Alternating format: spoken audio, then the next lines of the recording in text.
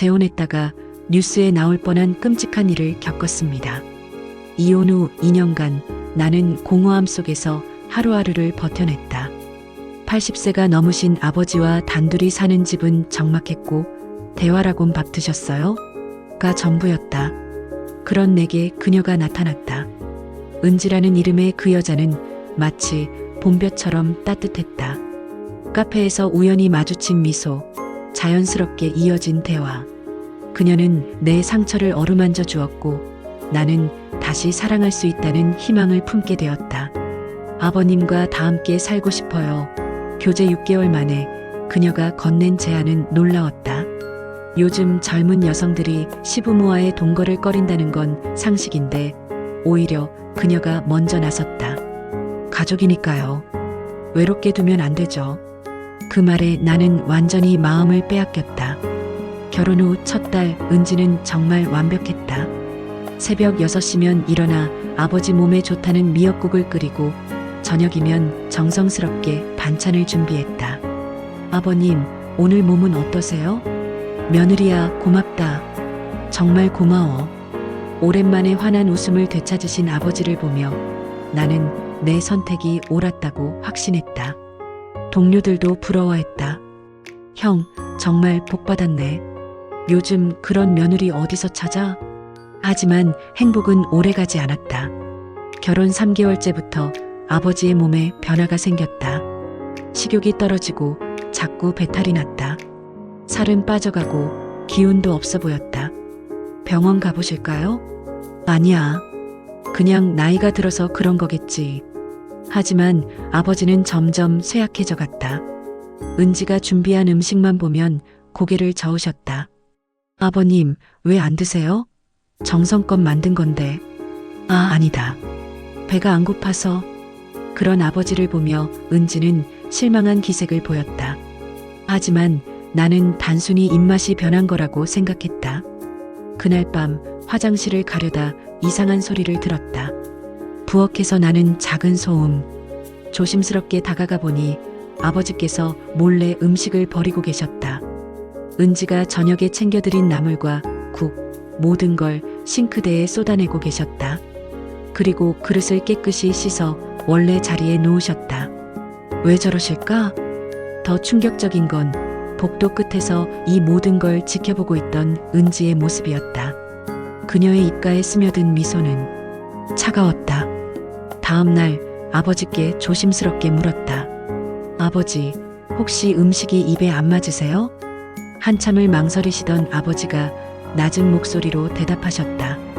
사실은 며느리가 해준 음식을 먹으면 자꾸 배가 아프다. 하지만 그의 마음 상할까봐 말 못했다. 가슴이 철렁 내려앉았다. 그런데 이상한 게 내가 해준 음식이나 밖에서 사온 건 괜찮더라. 그 순간 뭔가 잘못되었다는 확신이 들었다. 나는 몰래 소형 카메라를 주방에 설치했다. 며칠간은 평범했다. 하지만 일주일째 되는 날 믿을 수 없는 장면이 펼쳐졌다. 은지가 찬장에서 유통기한이 한참 지난 통조림을 꺼냈다. 상한 냄새가 날 텐데도 태연하게 국에 넣는 모습, 그리고 중얼거리는 소리까지 녹음되었다. 조금만 더. 이제 얼마 안 남았어. 온몸에 소름이 돋았다. 은지의 과거를 조사했다. 놀랍게도 그녀의 전 남편은 2년 전 급성 식중독으로 사망했다. 그리고 더 큰 충격은 아버지의 생명보험 수혜자가 어느새 은지로 바뀌어 있었다는 것이다. 그녀의 방을 뒤지다가 서랍 깊숙한 곳에서 수첩을 발견했다. 날짜별로 꼼꼼히 기록된 내용들. 10월 15일 본격 시작. 밀양 투여. 10월 28일 식욕 저하 뚜렷. 효과 좋음. 11월 12일 체중 OKG 감소. 계획대로 진행. 11월 30일 의심 기미 없음. 마지막 단계 준비. 그리고 마지막 페이지. 목표 12월 말 자연사 완료. 보험금 3억. 모든 증거를 모아 경찰서로 향했다. 하지만 그 전에 마지막으로 그녀와 마주하고 싶었다. 당신 정체가 뭐야? 갑작스런 질문에 은지는 잠깐 당황했지만 곧 차갑게 웃었다. 언제부터 안 거야? 음식을 버리시는 아버지를 본 순간부터 그녀는 더 이상 연기하지 않았다. 가면을 벗은 그녀의 진짜 얼굴은 섬뜩할 정도로 냉정했다. 똑똑하긴 하네요. 하지만 이미 늦었어요. 노인은 며칠 못 가실 거예요. 다행히 경찰이 도착했고 은지는 체포되었다. 수사 과정에서 그녀가 가명을 사용하며 최소 3번의 유사한 범죄를 저질렀다는 사실이 드러났다. 아버지는 응급실에서 위세척을 받으시고 목숨을 건지셨다.